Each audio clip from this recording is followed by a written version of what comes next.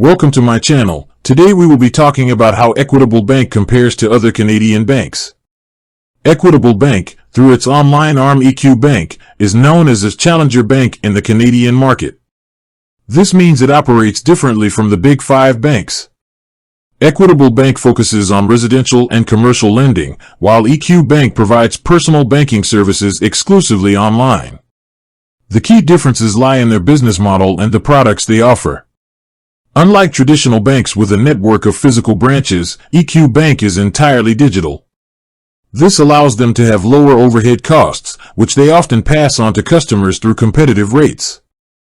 EQ Bank's high-interest savings account, for example, typically offers a significantly higher interest rate than what you'd find at a major Canadian bank.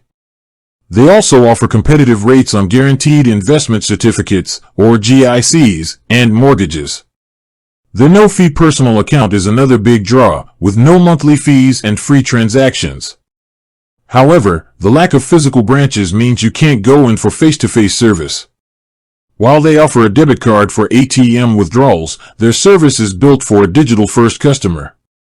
In contrast, the big Canadian banks have a full suite of services, including physical branches, a wide range of investment products, and more extensive lending options.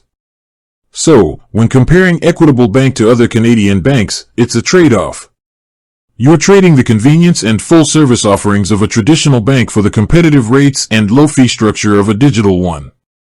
It all depends on your personal banking needs. With that being said, thank you for watching. For more finance videos, kindly check my page. Please like, share, comment and subscribe to my channel. Thank you.